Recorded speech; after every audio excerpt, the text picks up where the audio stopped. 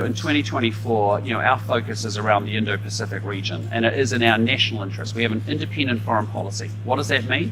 195 countries also have independent foreign policies. For us, that means we act in our own national interests. Our national interests are about ensuring that there is security, peace and stability in the region, but also that we can advance economic prosperity. And those two things increasingly come together. A good example, as I said, was really around the Ukraine situation, where you have a conflict that is incredibly destabilizing in Europe and ends up causing huge amounts of economic pain and suffering. So that's the reality of how we are looking with our Indo-Pacific reset and our foreign policy. And that's why you've seen myself, you've seen Winston Peters, you've seen Judith Collins, you've seen Todd McClay out and about in the world, signalling very strongly that New Zealand wants to be engaged, and we want to be at the table, and we want to be able to drive both our economic and our national interests. Japan is, as I said yesterday, the fourth biggest economy in the world. It is a leading player in an economic and also in a security sense, and they have a like-minded view of the world as we do. And so we have said, where we find countries with similar values that think similarly to us, we should partner together and work together. So we'll work through some bilateral issues about how we can continue to advance our economic exchanges and activity together. And we did a lot of that yesterday, and we'll continue to do some of that today. And then obviously talking about bilateral issues, regional issues, global issues. If you're in Japan, you're in a tough neighbourhood. There is a number of flashpoints and threats. It's in everybody's interest that actually they are de-escalated, they're resolved diplomatically. We need to have security and stability in the region, because otherwise we cannot have economic prosperity. You've all seen the implication of when conflict breaks out in Europe, as we've seen with the Ukraine situation.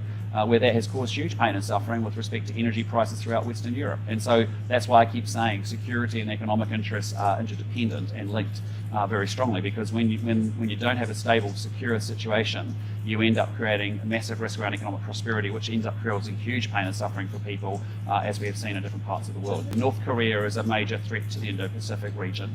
It is not in New Zealand's interest to have North Korea nuclearising, also driving ballistic missile program in the way that they have been. We have come together as a world through the UN and said there's a sanctions regime, and we have had some contribution, but we are stepping that up, as I said, and I think that's important because we have strong values in New Zealand, and it's important we follow through with our values with action, and this is what this is about. We have a very like-minded view of the threats that exist within the Indo-Pacific region, and as you well know, we will act in New Zealand's national interests. That requires us to advance both our security and defence interests and our economic interests. Those two things are inextricably linked in 2024 and going forward. And Japan is a country that we have a long-standing relationship with, that thinks very similarly about the threats that are in the region.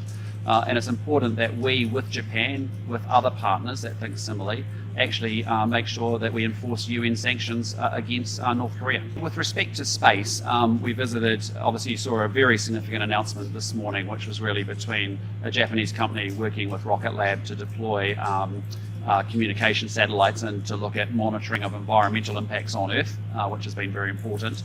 Yesterday we actually visited another customer of Rocket Lab as well, which is actually very focused on removing space debris, with which there's 40,000 pieces of space junk floating around and making space incredibly congested. Very important work. And so we think there's an opportunity for us to continue to develop and expand space as an industry in general in New Zealand, and that's why you've seen interest from Japan and other countries about what we're doing in that regard. This is a high-powered delegation.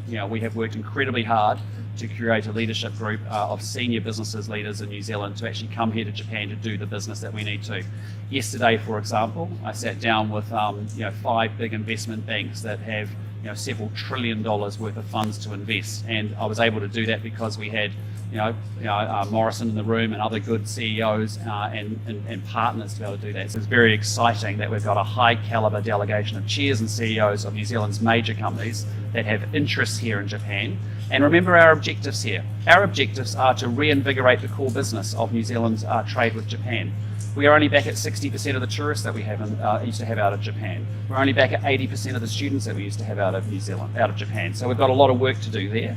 And we have exciting emerging technologies and business sectors, as you've seen around space. You will see the deal with Favrim and Toyota this morning that's been announced as well. These are significant deals, and having a weight of senior business leaders that have an interest in Japan, that want to expand those opportunities, that's fantastic. I want to make sure that we actually do delegations properly, and we're going to do a lot of them, and I want to make sure that when we go to market that we actually have the right people on the plane and we have the right people in the delegation who are really invested in making sure that we can convert those opportunities. And the good news is that's what we've got today, and that's what you've started to see already. It's really important that when you come to a market that you can convert it. And that is the challenge that we have, and we have been talking about with the business delegations on Southeast Asia and again in Japan, is that when we come here, we do want to convert the opportunity. It's not just about the relationships. The relationships have to lead to advancing economic activity and interest, and that's exactly what we're doing.